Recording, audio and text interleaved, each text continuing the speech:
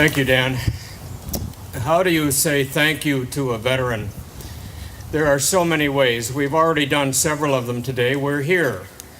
We're celebrating Memorial Day. We stood for the national anthem. We stood for other parts of the program. We put our hands over our heart, or we saluted, we removed our caps. There are so many ways to say thank you to all veterans, those who have passed away and those who are living. What I'll do today is to speak from the heart to tell you about something special that is happening in Muskegon County, and only in Muskegon County. Throughout the nation, we have about 1,700 counties, but in this county, the people who fought for us in World War II are being remembered. I have a number of things to show you. On Decoration Day, which now is called Memorial Day, the whole idea was and is to honor those who gave everything. It's been said that all gave some, and some gave all. If you'll notice this black briefcase in front of the podium, there's a number on it, 436. That represents the number of Muskegon people, men and women, who died in the war. These are the ones who never came back. That briefcase is full of pictures, articles, and every kind of piece of information I've been able to gather about these people who never came back from the war. Maybe you know or remember some of them. That is an ongoing project, and I will continue that as long as I possibly can. In fact, out of that 436, I have pictures of well over half of them so that they will not be remembered. The people who died in the war are remembered in a number of ways. Their names are chiseled in stone at the Veterans Memorial Park on the Causeway. Their names are listed in various documents published by the Muskegon Chronicle and other organizations, but nowhere that I have been able to find are there pictures showing. So that's one of the smaller aspects of this project. I'd like to talk to you today about one particular person out of those 436. Actually, she's not in the list. She's not on the monument. She is almost completely forgotten. Her name is Louise Famiano.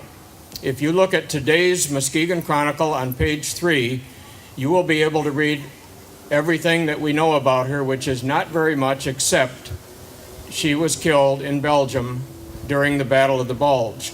She was a corporal in the Women's Army Corps, and she was from Muskegon. This is the only known picture of her. It's appeared on DSETVMuskegon a couple nights ago, and it's in the Chronicle today, but nothing is known about the circumstances of her death, and she is not remembered. I'm hoping that somehow we can find out more about her. I know for sure that the women did not receive fair treatment during World War II. I know that because I've talked with many, many hundreds of veterans, women and men both, and the ones I've talked to about this particular thing all agree. In that time, the women were not given fair treatment. This lady was only featured in the Chronicle one time, and that was when she was advanced in rank to corporal. That's how we got her picture. I just happened to find it by accident a couple of years ago. When her death was reported, there were two men shown in photographs and explanations of how they died, and at the very last line, sort of like an afterthought, oh, by the way, WAC Corporal Louise Famiano died. It's just not fair. When I started this project a couple of years ago, I was quite naive. I thought I might be able to find about 50 Muskegon area World War II veterans still living. There are well over 1,000. And I see some of you here today I've met and talked with. But I was naive because I thought also only of the men. It never occurred to me that, yes, women had served, and I didn't give them a thought until my sister woke me up and said, "You should go talk to my friend Barbara."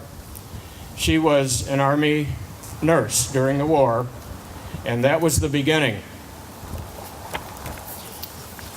These are the 31 women I have found in Muskegon County who did serve in World War II.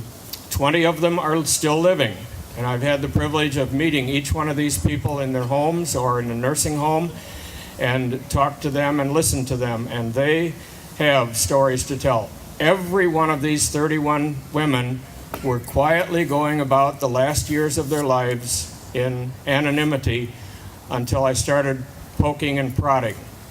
Now we have their records, and there are so many more. Maybe you know somebody who served in World War II, who was a lady. On the sheet that you have, you will see a listing of 11 organizations that women served in World War II. Those are the 11 I've found so far. Help me. I'm going to say that a number of times today. Help me find more. If you forget everything I've said today, please remember these 4 words: I need more women.